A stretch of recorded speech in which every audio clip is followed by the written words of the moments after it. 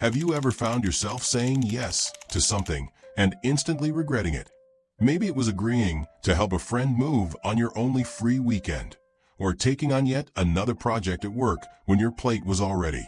We've all been there, right? That awkward moment where you feel trapped, nodding along, while your inner voice is screaming, "Why didn't you just say no?" Here's the thing.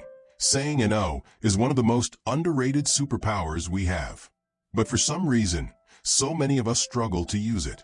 We're taught to be agreeable, helpful, and accommodating.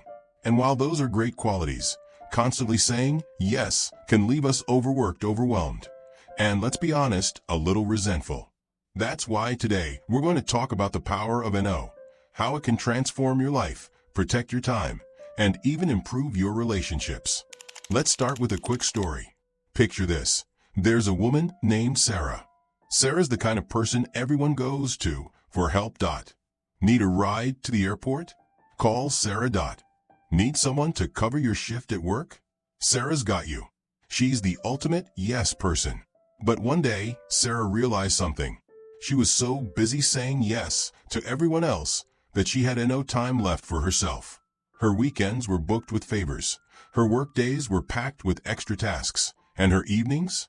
Well, those were spent recovering from the exhaustion of doing everything for everyone else. One day, Sarah's best friend asked her for yet another favor. And for the first time in years, Sarah paused. She thought about her schedule, her energy, and her own needs.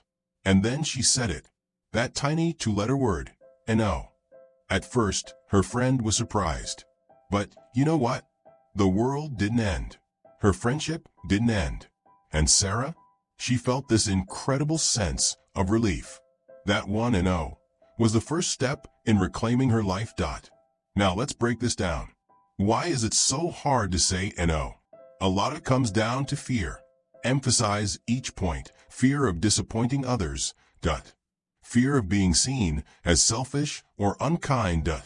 Fear of missing out on opportunities. But here's the truth. Every time you say yes to something that doesn't align with your priorities, you're actually saying no to something else.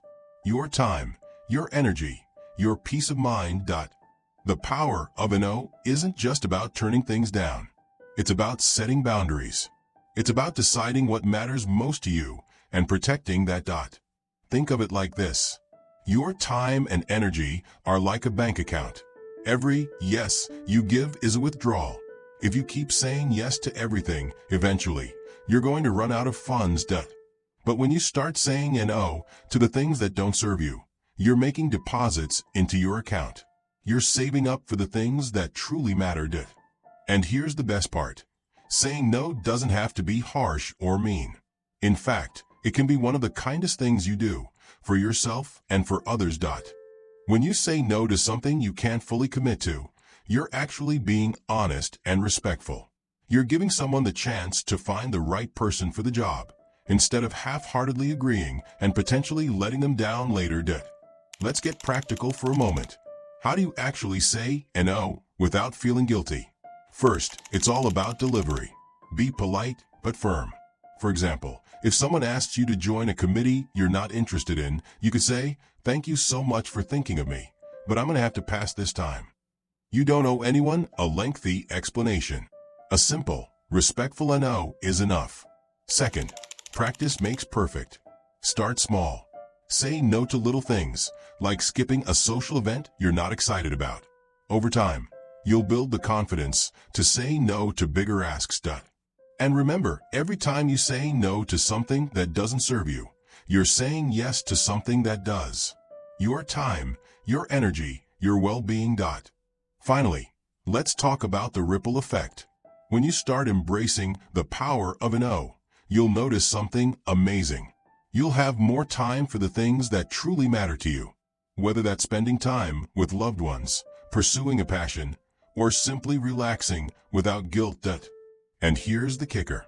The people who truly care about you will respect your boundaries. In fact, they might even be inspired to set their own. So, the next time you're faced with a request that doesn't feel right, pause. Take a deep breath. And remember Sarah. Remember that saying no isn't selfish, it's self-care.